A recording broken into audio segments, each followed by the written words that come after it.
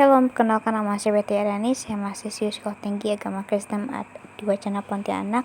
Dalam video ini saya membuat video untuk menyelesaikan ujian akhir semester saya, dan saya akan membuat bahan ajar yang berjudul Tugasku di Sekolah. Selamat menyaksikan.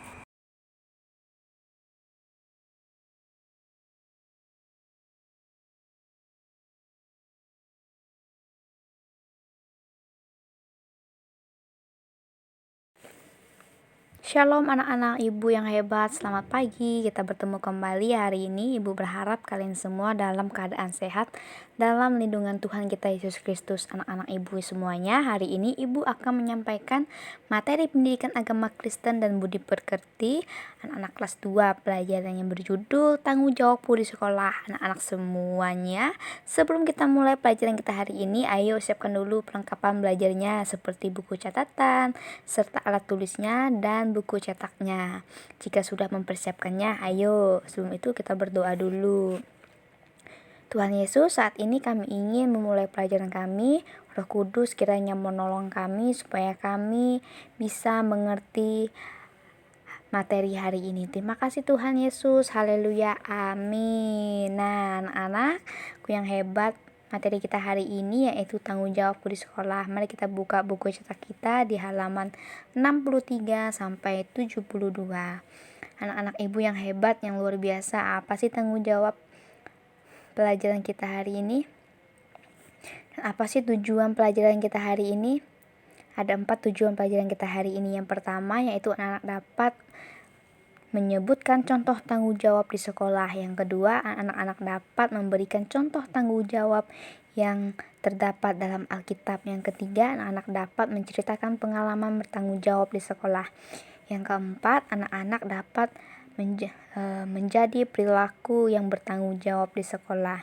Nah, itu semua tanggung jawab tujuan kita belajar di pagi hari ini. Ayo kita mulai belajar kita. Minggu lalu kita sudah belajar bahwa setiap orang memiliki tanggung jawab dan setiap orang memiliki tanggung jawab yang berbeda-beda sesuai dengan kemampuannya.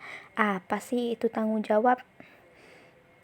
Kita mengulang sebentar ya materi kita minggu lalu. Tanggung jawab yaitu berarti kesadaran untuk melakukan tugas-tugas yang memang wajib dilakukan. Jadi ketika anak-anak itu sadar bahwa anak harus melakukan tugas-tugas yang diberikan, maka itulah namanya tanggung jawab. Di mana sih anak-anak dapat melakukan tugas tanggung jawab itu? Di mana anak-anak? Ya, betul. Yang pertama adalah di rumah. Contohnya membantu orang tua, menyapu, menyuci piring, menjaga adik. Nah, itu merupakan tanggung jawab yang anak-anak dilakukan di rumah. Nah, anak-anak juga dapat melakukan tanggung jawab di sekolah. Wah, apa saja sih yang dilakukan anak-anak di sekolah? Contohnya anak-anak harus melakukan tugasnya dengan tanggung jawab di sekolah. Yang pertama, sebagai seorang siswa, tentu saja tanggung jawabnya adalah yang pertama adalah belajar dengan baik. Ayo, siapa yang sudah melakukan tanggung jawab ini? Belajar dengan baik ya anak-anak. Yang kedua, tanggung jawabnya mengerjakan tugasnya. Setiap kali Bapak Ibu memberikan tugas, kerjakan tugas itu dengan tanggung jawab. Contoh selanjutnya itu tentu saja adalah mendengarkan guru. Tugasnya anak-anak harus mendengarkan perkataan dan setiap ajaran yang disampaikan oleh guru.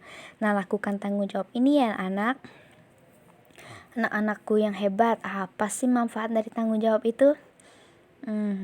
Jika anak-anak mengerjakan tugas kewajibannya di sekolah, apa sih manfaat bagi anak-anak semua? Tentu saja anak-anak ada manfaatnya dari tanggung jawab anak-anak yang dilakukan sekolah. Yang pertama, pekerjaan dapat selesai tepat pada waktunya. Jika anak-anak bekerja dalam tanggung jawab, maka anak-anak dapat menyelesaikan tugasnya tepat pada waktunya. Yang kedua, manfaatnya tidak ada pekerjaan yang tertunda. Manfaat yang selanjutnya, anak-anak dapat menjadi anak-anak yang dapat dipercaya. Ketika anak-anak melakukan tugasnya, tanggung jawabnya, melakukan tugasnya, dan melakukan kewajibannya di sekolah, maka anak dapat menjadi anak-anak yang dipercaya. Mengapa demikian? Bapak, Ibu, guru, termasuk orang tua dipercaya kepada anak-anak. Wah, hebat ya jika anak-anak dapat menjadi anak-anak yang dapat dipercaya.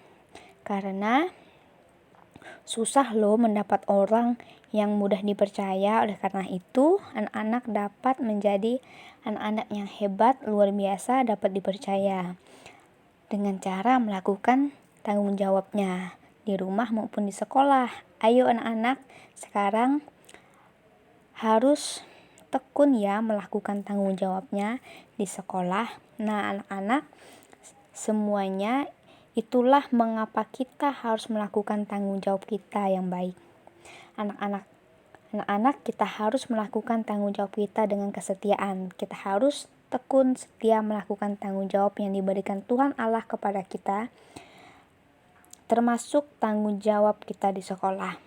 Nah, maka dari itu, Ibu ingin melihat anak-anak dapat melakukannya dalam kehidupan dengan setia.